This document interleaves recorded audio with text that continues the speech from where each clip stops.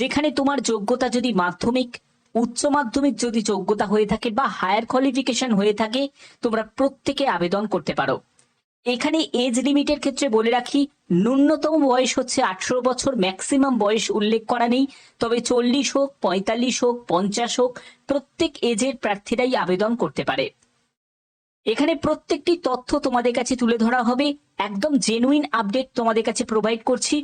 কিভাবে তোমরা form fill up করবে সেটাও কিন্তু স্টেপ বাই স্টেপ এই ভিডিওর মাধ্যমে তোমাদের দেখাবো। তোমরা যারা যারা আবেদন করবে তাদের অফিসিয়াল ওয়েবসাইটে ভিজিট করতে হবে। এখানে অফিসিয়াল ওয়েবসাইটে ভিজিট করে তোমাদের আবেদন করতে হবে। তোমরা কোন কাস্ট থেকে বিলং করছো অবশ্যই তোমার কাস্টের নাম প্রত্যেকে উল্লেখ করবে। যারা জেনারেল প্রার্থী তারা জেনারেল উল্লেখ করবে। যারা এসসি থেকে বিলং করছো, যারা এসটি থেকে বিলং করছো, যারা ওবিসি থেকে বিলং করছো, বা যদি অন্য কোনো কাস্ট থেকে বিলং করো, অবশ্যই তোমরা কমেন্টে জানাবে যে কোন কাস্ট থেকে তোমরা এই ভিডিওটা দেখছো। তোমাদের কাছে আমি প্রতিনিয়ত বিভিন্ন আপডেটগুলো প্রোভাইড করে থাকি। আর যদি জেনুইন আপডেট পেতে চাও, সবার আগে যদি পেতে চাও, অবশ্যই বলবো চ্যানেলটাকে সাবস্ক্রাইব করে রাখো, বেল আইকনটাকে অল করে রাখো, কারণ এই চ্যানেলের মাধ্যমে তোমাদের প্রপার ইনফরমেশন প্রোভাইড করা হয় প্রতিদিন। তো দেখো, তোমাদের এখান থেকে তোমাদের প্রত্যেকটি তথ্য আমি তুলে ধরছি, একদম স্টেপ বাই স্টেপ বুঝে নাও। দেখো, আধার কার্ড রিক্রুটমেন্ট 2025, যেটা ইউআইডিএআই এর তরফ থেকে, এখানে তোমাদের কোন পোস্টগুলোতে নিয়োগ করা হচ্ছে? ক্লার্ক পোস্টে নিয়োগ করা হচ্ছে, অর্থাৎ ক্লারিক্যাল টাইপের তোমাদের পোস্টে নিয়োগ করা হচ্ছে। এখানে তোমাদের কি কি পোস্টের ডিটেলসটা দেওয়া আছে, যেমন ক্লার্ক আছে, সুপারভাইজার, অপারেটর, এইসব যে বিভিন্ন ক্লারিক্যাল টাইপের যে কাজ সেগুলো তোমাদের করতে হবে। এখানে তোমাদের কি দেখো, জব টাইপ হচ্ছে সেন্ট্রাল গভর্নমেন্টের জব। এখানে আবেদন করতে গেলে তোমাদের অনলাইন মোডেই তোমাদের আবেদন করতে হবে।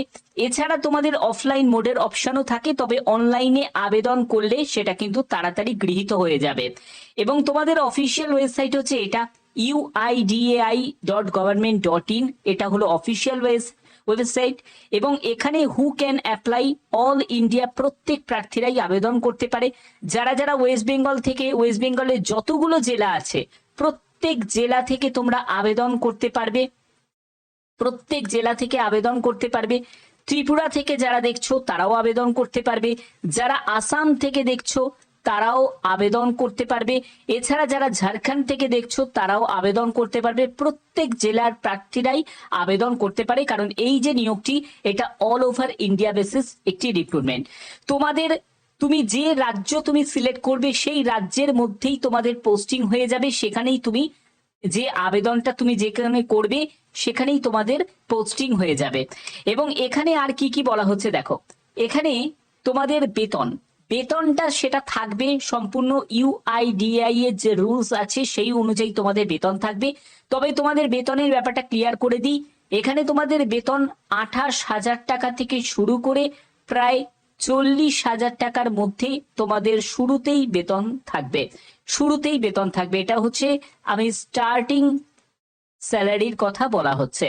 এখানে তোমাদের জব লোকেশন অ্যাক্রস ইন্ডিয়া, অর্থাৎ ভারতের যে কোনো জায়গায় যে কোনো প্রান্তে তোমাদের জব লোকেশন হবে। এই ব্যাপারটা তোমাদের পরিষ্কার করে দিই, অনেকের এই ব্যাপারটা ডাউট থাকতে পারে, সেটা হলো ওয়েস্ট বেঙ্গলের মধ্যে তুমি যদি আবেদন করো, স্টেট যদি ওয়েস্ট বেঙ্গল সিলেক্ট করো, তাহলে ওয়েস্ট বেঙ্গলের মধ্যে যতগুলো জেলা আছে সেই সব বিভিন্ন জেলাতে তোমাদের পোস্টিং হয়ে যাবে। তুমি তোমার নিজের জেলা সিলেক্ট করবে এবং সেখানেই তুমি পোস্টিং পেয়ে যাবে। যারা যারা ত্রিপুরা থেকে, ত্রিপুরার যেসব জেলা আছে সেই সব জেলাতে তোমাদের পোস্টিং হয়ে যাবে। যারা যারা আসাম থেকে, আসামের যেসব জেলা আছে সেই সব জেলাগুলোতে তোমাদের পোস্টিং হয়ে যাবে। আবেদন মূল্যের ক্ষেত্রে তুমি যে কাস্ট থেকেই বিলং করো না কেন, কোনো কাস্টকে কোনো রকম আবেদন মূল্য দিতে হবে না। অবশ্যই প্রত্যেকে কমেন্টে জানাবে যে তোমার কাস্ট কি। যদি তোমার কাস্ট জেনারেল হয়ে থাকে তাহলে অবশ্যই ইউআর টাইপ করবে, যদি তোমার কাস্ট যদি এসসি হয়ে থাকে এসসি টাইপ করবে, যদি তোমার কাস্ট এসটি হয়ে থাকে এসটি টাইপ করবে, যদি তোমার কাস্ট ওবিসি হয়ে থাকে ওবিসি টাইপ করবে, ঠিক আছে। এবং যারা পিডাব্লিউবিডি ক্যাটাগরি থেকে, তো তোমরা যদি এইসব general SC ST OBC category থেকেও যদি তোমরা যদি মানে বিলং করো তাহলে অবশ্যই সেই কাজটাকেও মেনশন করতে পারো। এবার হচ্ছে এডুকেশন কোয়ালিফিকেশন। দেখো এডুকেশন কোয়ালিফিকেশনের ব্যাপারটা তোমাদের অলরেডি ক্লিয়ার করে দিয়েছি। মাধ্যমিক যোগ্যতার প্রার্থী, উচ্চ মাধ্যমিক যোগ্যতার প্রার্থী প্রত্যেকে তোমরা আবেদন করতে পারো। এছাড়া তোমার যদি হায়ার কোয়ালিফিকেশন থাকে তারাও আবেদন করতে পারবে, ঠিক আছে। সিলেকশন প্রসেসের ক্ষেত্রে প্রথমে তোমাদের একটি রিটিন এক্সাম কন্ডাক্ট হবে এবং তোমাদের ইন্টারভিউ হবে। তবে ইন্টারভিউ নিয়ে ঘাবড়ানোর কিছু নেই। যখন তোমাদের ইন্টারভিউ হবে তখন তোমাদের ডকুমেন্ট ভেরিফিকেশনটা হবে। এখানে ইন্টারভিউ এর জন্য তোমাদের যেসব অফিস আছে না, আধার যে সেবা কেন্দ্র, আধার সেবা যে কেন্দ্র আছে, ঠিক আছে, সেই কেন্দ্রতেই তোমাদের ইন্টারভিউটা কন্ডাক্ট হবে। অর্থাৎ সেটা সম্পূর্ণ ডিস্ট্রিক্ট ওয়াইজ, কিন্তু হবে। ওকে, এটা নিয়ে কোনো ঘাবড়ানোর কিছু নেই। আবেদন তোমাদের শুরু হয়ে গেছে। আবেদনের শেষ তারিখ হচ্ছে 30শে জুন 2025 হচ্ছে আবেদনের তোমাদের শেষ তারিখ। এবার তোমাদের কিভাবে আবেদন করতে হবে সেই ব্যাপারে তোমাদের আইডিয়া দেব। এবং তোমাদের আর একটা কথা বলে রাখি, রিটিন এক্সামের ক্ষেত্রে কি সিলেবাস থাকবে সেটাও তোমাদের বলছি। দেখো তোমাদের জিকের ওপর প্রশ্ন থাকবে, ঠিক আছে, জিকের ওপর প্রশ্ন থাকবে যেখানে আধার রিলেটেড প্রশ্ন কিন্তু করা হবে, ঠিক আছে। অর্থাৎ আধারের যে কোথায় কোথায় মেন ব্রাঞ্চ অফিস আছে সেগুলো তোমাদের জানতে চাওয়া হবে, আধারের ফুল ফর্ম জানতে চাওয়া হবে, আধার রিলেটেড কিছু প্রশ্ন কিন্তু তোমাদের থাকবে। এছাড়া তোমাদের এখানে ম্যাথ থেকে থাকবে, জিআই থেকে থাকবে। অর্থাৎ এই সব সাবজেক্টগুলো অবশ্যই তোমাদের দরকার, বা এইসব সাবজেক্টের উপর পড়াশোনা তোমাদের করতে হবে, ঠিক আছে।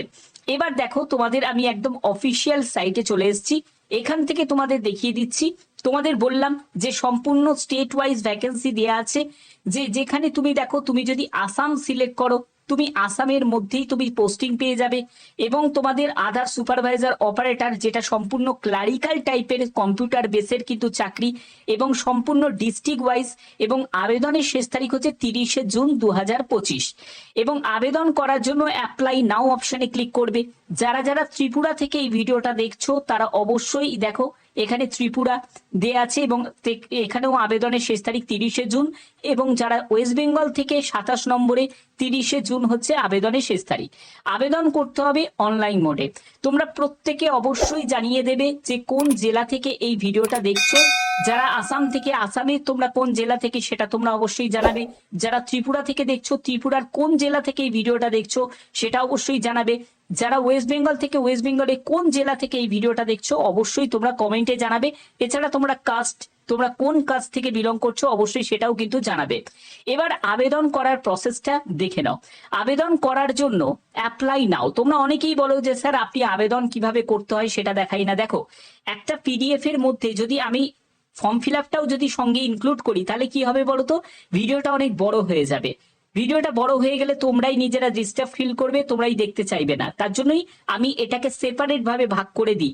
কিন্তু যেখানে তোমাদের ফর্ম ফিল আপের জন্য খুব একটা বেশি ভজঘটনায় খুব তাড়াতাড়ি ফর্ম ফিল আপ করা হয়ে যাবে, সেগুলো তোমাদের অবশ্যই আমি সেটা জানিয়ে দিই, ঠিক আছে। এবং দেখো এখানে কিভাবে আবেদন করবে। আবেদন করার জন্য অ্যাপ্লাই নাও অপশনে তোমাকে ক্লিক করতে হবে। ক্লিক করার পরে তোমরা এখানে এলিজিবিলিটি ক্রাইটেরিয়া তোমরা দেখতে পাবে, যেখানে তোমাদের ন্যূনতম বয়স 18 বছর বলা হয়েছে, কিন্তু ম্যাক্সিমাম বয়স বলা নেই। অর্থাৎ 40 হোক, 45 হোক, 50 হোক, প্রত্যেক এজের প্রার্থীরাই আবেদন করতে পারে। যোগ্যতা হলো যে কোনো শাখায় উচ্চ মাধ্যমিক পাস। অর্থাৎ তুমি আর্টস থেকে হোক, সায়েন্স থেকে হোক, কমার্স থেকে হোক, উচ্চ মাধ্যমিক যদি পাস করে থাকো তাহলে অবশ্যই আবেদন করতে পারবে। অথবা দেখো দেয়া আছে, মাধ্যমিক সঙ্গে যদি তোমার 2 বছরের আইটিআই করা থাকে তাহলেও তারা আবেদন করতে পারে। অথবা তোমার যদি মাধ্যমিক সঙ্গে 3 বছরের পলিটেকনিক ডিপ্লোমা করা থাকে তাহলেও তুমি আবেদন করতে পারবে। অর্থাৎ এই 3টে যোগ্যতার মধ্যে যে কোনো যোগ্যতা থাকলেই তুমি আবেদন করতে পারবে। এবং অ্যাপ্লাই নাও অপশনে ক্লিক করতে হবে। ক্লিক করার পরে প্রথমে তোমার এখানে নামটাকে টাইপ করবে, তোমার মোবাইল নাম্বার, মেল আইডি, এটা কিন্তু খুব ইম্পর্টেন্ট। কারণ তোমাদের ফার্দার যা কমিউনিকেশন হবে, তোমাদের ইন্টারভিউ বা রিটিনের জন্য যখন ডাকা হবে সেটার ক্ষেত্রে অবশ্যই কিন্তু একটি ভ্যালিড মেল আইডি এবং মোবাইল নাম্বার অবশ্যই এখানে প্রয়োজন আছে। এছাড়া তোমাদের এখানে কি লাগছে, প্যান কার্ডের নাম্বার বসাতে হবে, এখানে ডেট অফ বার্থ বসাতে হবে, তুমি যে স্টেটের জন্য অ্যাপ্লাই করছো সেই স্টেট তোমাকে এখানে সিলেক্ট করতে হবে। যারা আসাম স্টেট থেকে তারা আসাম সিলেক্ট করবে, যারা তোমরা ত্রিপুরা থেকে বিলং করছো তারা ত্রিপুরা সিলেক্ট করবে, যারা ওয়েস্ট বেঙ্গল থেকে তারা ওয়েস্ট বেঙ্গল সিলেক্ট করবে। অবশ্যই দেখিয়ে দিলাম।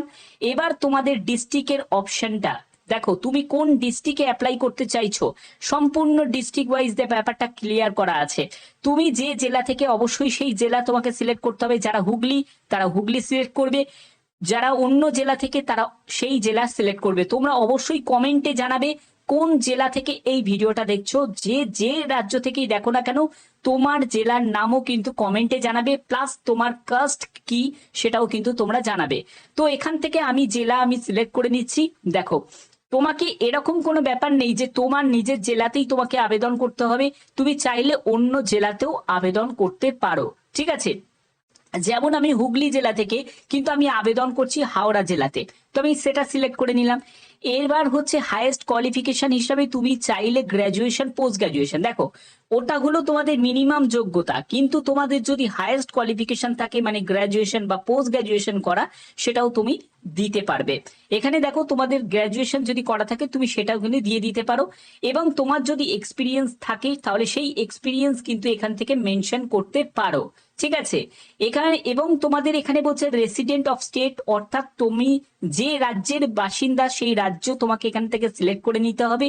তারপরে রেসিডেন্ট অফ ডিস্ট্রিক্ট, এখানে কিন্তু তোমার জেলাই কিন্তু তোমাকে এখানে সিলেক্ট করতে হবে, ঠিক আছে। ওকে, এরপরে হচ্ছে রিজুম আপলোড করতে হবে। দেখো, রিজুম মানে হচ্ছে বায়োডাটা। অবশ্যই তোমরা জানো কিভাবে বায়োডাটা বানাতে হয়। সেই বায়োডাটাটাকে তোমাদের কি করতে হবে, পিডিএফ, ডক বা ডকেক্স ফাইলে তোমাদের এটাকে আপলোড করতে হবে। এখানে মাথায় রাখবে 1024 কেবির মধ্যেই কিন্তু যেন হয় সাইজটা। এবার তোমাদের আধার সুপারভাইজার সার্টিফিকেট, দেখো Aadhaar supervisor certificate related information already আমার প্রথম চ্যানেলে আছে, ভদ্রেশ্বর স্টাডি সেন্টার, সেখানে তোমরা অবশ্যই চেক করে নিতে পারো। এই চ্যানেলেই কিন্তু তোমরা পেয়ে যাবে কিভাবে সার্টিফিকেটটা বানাতে হয়। এটা কিন্তু সার্টিফিকেটটা বানাতে হয়, ঠিক আছে। তো ওর ফর্ম ফিল আপটা কিন্তু আমি ওই ভিডিওতে তোমাদের দেখিয়ে দিয়েছি, তোমরা অবশ্যই দেখে নিও, একবার সার্চ করে নেবে, তোমরা পেয়ে যাবে একদম, ঠিক আছে। এবং এখান থেকে তোমাকে জেন্ডার মেল না ফিমেল সেটা তোমাকে সিলেক্ট করতে হবে। করার পরে তোমাদের এরকম একটা ক্যাপচা আসবে, সেই ক্যাপচাটাকে বসিয়ে সাবমিট করে দিলেই তোমাদের এই ফর্ম সাবমিট হয়ে যাবে। আশা করি তোমাদের ফর্ম ফিল আপটা দেখালাম, তো আর তো কোনো ডাউট নেই। যদি তোমাদের কোনো কোয়ারিজ থাকে তাহলে অবশ্যই বলবো, কমেন্টে জানাতে পারো, যথারীতি আমি যথাসময়ে তার উত্তর আমি নিশ্চয়ই দেব। এবং তোমরা প্রত্যেকে জানাবে যে কোন জেলা থেকে এই ভিডিওটা দেখছো, তো কোন কাস্ট থেকে এই ভিডিওটা দেখছো, অবশ্যই তোমার কাস্টের নাম, তোমার জেলার নাম প্রত্যেকে এখনই কমেন্টে জানিয়ে দাও। বাদবাকি যে কোনো আপডেট পাওয়ার জন্য অবশ্যই চ্যানেলটাকে ফলো করো, সাবস্ক্রাইব করে বেল আইকনটাকে অল করে রাখো। এখনের মতো এটুকুই, ধন্যবাদ।